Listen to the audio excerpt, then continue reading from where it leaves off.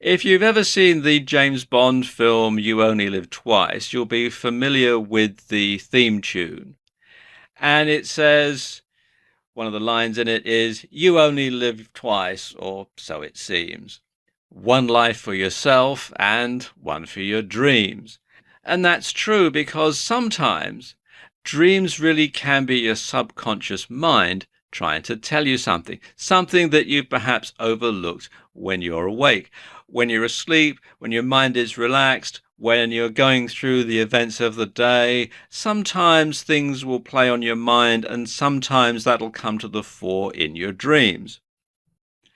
The only problem is, most of the time you forget your dreams within a few moments of waking. So you may have come up with a solution to a problem that you're facing. You may have dreamt it up, but within a few minutes of waking up, you've forgotten all about it and you're back at the beginning all over again. So a good way to remember your dreams is to keep a dream journal. And it doesn't have to be fancy, just a notebook and pen that you keep next to your bed so that you can write down your dreams as soon as you wake up. And what you'll discover is fascinating. You may notice a pattern emerging, things like your fears, your hopes, solutions to problems that you're facing. And once you've got all this written down, once you can actually see it physically, then of course you can act on it while you're awake.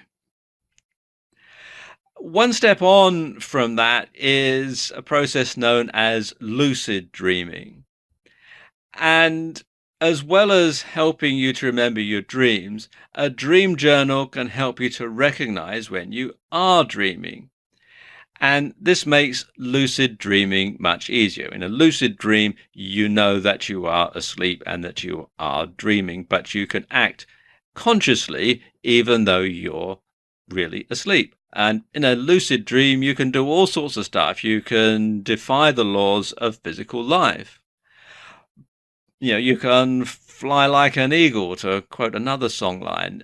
You can do all sorts of things that you would find physically impossible to do in real life. And because you know that you're dreaming, you're not going to run the risk of acting stupid in real life because you know that you're asleep. But you can also test out theories in your dream world before you apply them to the real world. And in this way, you can really harness the power of your subconscious mind.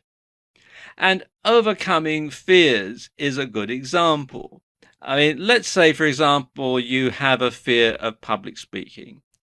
You could have a lucid dream where you're giving a speech to a big audience at, say, a convention or somewhere like that. And you're giving this speech and everything's fine and you're speaking well and nothing bad happens. And that's going to sort of lodge in your subconscious. And when you wake up, you'll find that your fear of public speaking is starting to diminish because you've already sort of experienced it and nothing bad has happened. Likewise, if you have a fear of flying, say, you might dream that you're on an aeroplane and everything's fine, the takeoff, the landing, everything goes without any trouble, and that might lessen your fear of flying.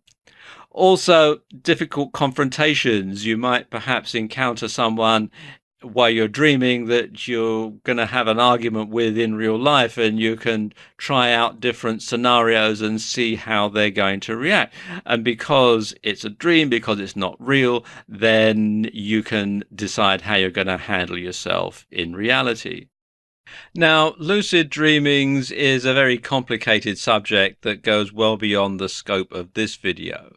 However, if you'd like to find out more, there's lots of information out there. If you go to Google and do a search for lucid dreams, you'll find there are lots and lots of sites that are dedicated to the subject. You can see 1.64 million at the time that I'm making this video.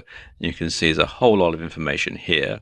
Also, if you do a search in YouTube as well, you'll find lots of how-to videos on lucid dreaming and all sorts of other good stuff there. So there you go.